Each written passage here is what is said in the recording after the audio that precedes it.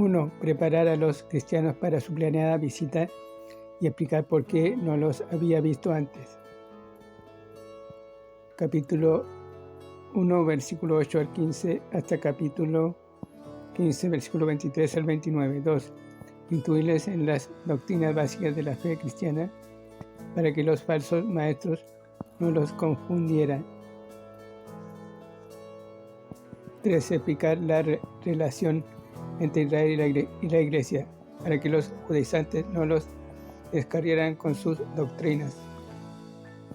4. Enseñar a los cristianos sus deberes mutuos y hacia el Estado. 5. Responder a cualquier calumnia contra Pablo. Capítulo 3, versículo 8. Posición en la Biblia. Romanos es la primera de 3 cartas en el Nuevo Testamento basadas en un solo versículo de las Escrituras. Mas el justo por su fe vivirá. Este versículo se halla en capítulo 1, versículo 17. El tema de Romanos es el justo. Capítulo 3, versículo 11. El tema de Gálatas es cómo debe vivir el justo. Y capítulo 10, versículo 38. El tema de Hebreos es vivir por fe. Romanos es la primera epístola del Nuevo Testamento. Ustedes notarán que la pauta en las cartas del Nuevo Testamento es capítulo 3, versículo 16. Toda la escritura es inspirada por Dios y útil para enseñar. Romanos, el gran libro doctrinal. Redarguir, 1 y 2 Corintios. Pablo redarguye y reprende el pecado. Corregir, Gálatas. Pablo corrige la enseñanza falsa.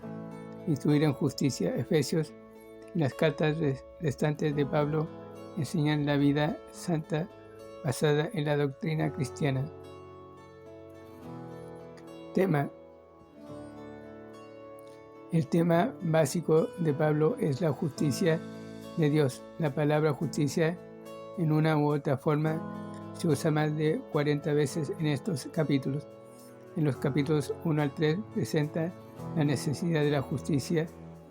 En capítulo 3 al 8, la provisión de Dios de justicia en Cristo.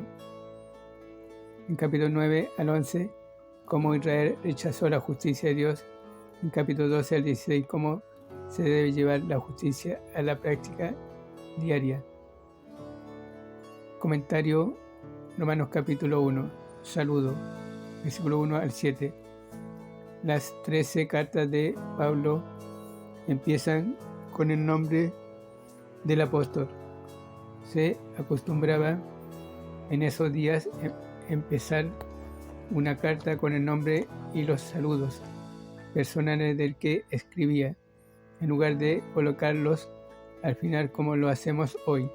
Pablo se identifica como un siervo y un apóstol y da toda la gloria a Dios al decir que fue llamado por la gracia de Dios. Versículo 5. Y separado para este maravilloso ministerio. Hechos capítulo 13, versículo 1 al 3. De inmediato afirma que su ministerio es el Evangelio, al cual llama el Evangelio de Dios. Versículo 1. El Evangelio de su Hijo. Versículo 9.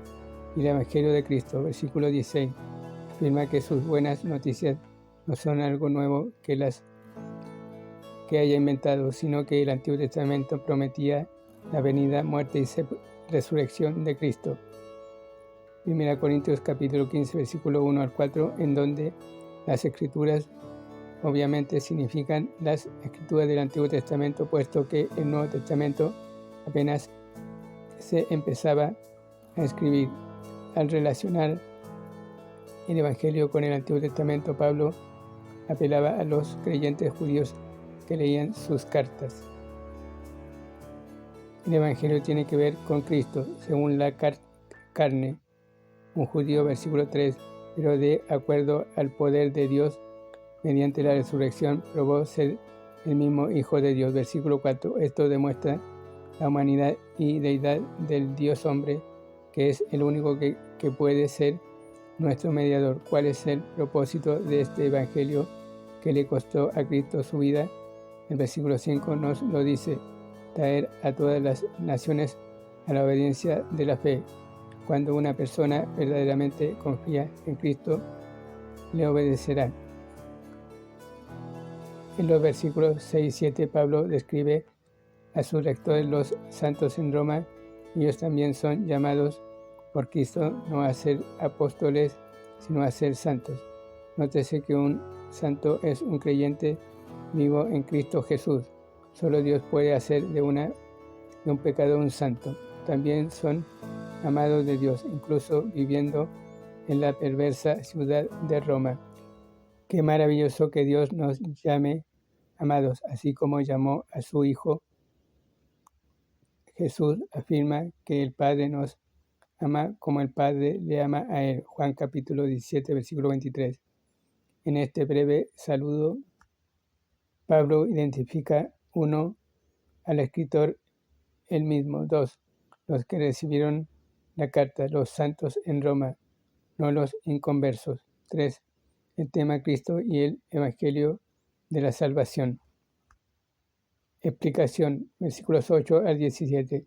Pablo ahora da una doble explicación de 1, por qué escribe, versículos 8 al 15, y 2, acerca de qué escribe, versículos 16 y 17.